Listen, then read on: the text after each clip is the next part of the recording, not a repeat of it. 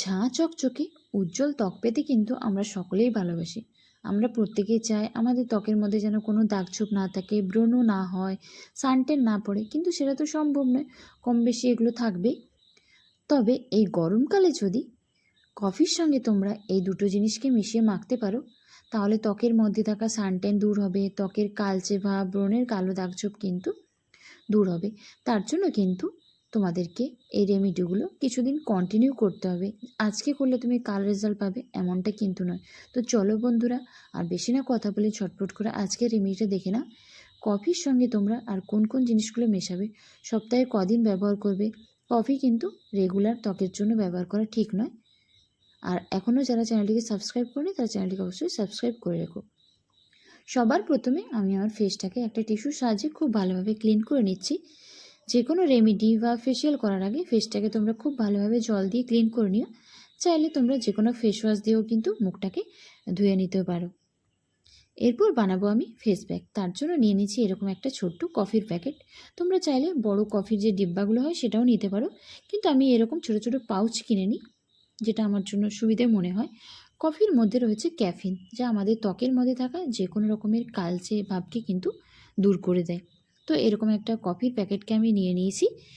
তোমরা যদি বড় ডিব্বা নাও তাহলে 1 চামচ মতো কফি নিও, এর সঙ্গে মিশিয়ে নিও 1/2 চামচ মতো বেসন। রান্নার যে গুঁড়ো বেসন হয় সেটাই নিও।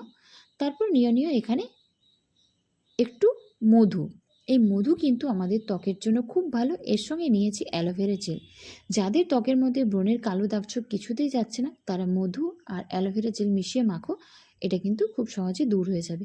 এরপর এই সবকটা উপকরণকে আমি এখানে গোলাপ জল দিয়ে খুব ভালোভাবে মিশিয়ে নিচ্ছি। গোলাপ জলের পরিবর্তে তোমরা নর্মাল জলও কিন্তু ব্যবহার করতে পারো। তো আমার এখানে ফেস প্যাকটা রেডি হয়ে গেছে। এটাকে আমি এরপর আমার ফেসের মধ্যে ব্যবহার করব। এটাকে চাইলে তোমরা হাতে, পায়ে এবং গলাতেও ব্যবহার করতে পারো। তার জন্য পরিমাণটাকে একটু বাড়িয়ে নিও। এরপর এটাকে মুখের মধ্যে লাগিয়ে নেব। সপ্তাহে 2 দিন তোমরা এই রেমেডিটা ব্যবহার করো। যদি আজকে তোমরা কোনো রেমেডি করে থাকো তাহলে মধ্যিখানে আরও 2 দিন গ্যাপ দিও, তারপরে তার পরের দিন আবার এটাকে ব্যবহার করো। আর এই রেমেডিটা ছেলে মেয়ে কিন্তু উভয়ই করতে পারবে। তারপর এটা মুখের মধ্যে লাগিয়ে 15 থেকে 20 মিনিট মুখের মধ্যে রেখে দিও। এটাকে কিন্তু মুখের মধ্যে একটু মোটাভাবে লাগিও। যখন দেখবে এটা একটু শুকনো হয়ে গেছে, তারপর সেটাকে তোমরা নর্মাল জল দিয়ে ধুয়ে নিও।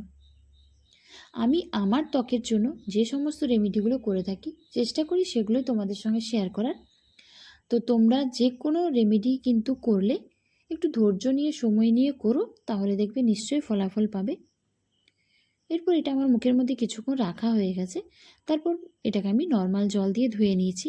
আর যে কোনো রেমেডি করার পরে তোমরা অবশ্যই করে একটা টোনার ব্যবহার করে নিও। এখানে আমি টোনারের জন্য নিয়েছি রোজ ওয়াটার।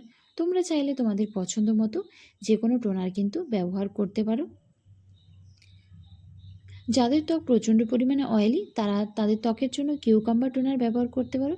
এরপর ব্যবহার করছি ময়শ্চারাইজার, একটা জেল বেস ময়শ্চারাইজার। যেহেতু আমার ত্বক প্রচণ্ড পরিমাণে অয়েলি সেই জন্য। আর এই ময়শ্চারাইজার কিন্তু যে কোনো ত্বকেই ব্যবহার করতে হবে, অয়েলি স্কিন হোক বা ড্রাই স্কিন হোক। অয়েলি স্কিনে যে ব্যবহার করবো না এমনটা কিন্তু নয়।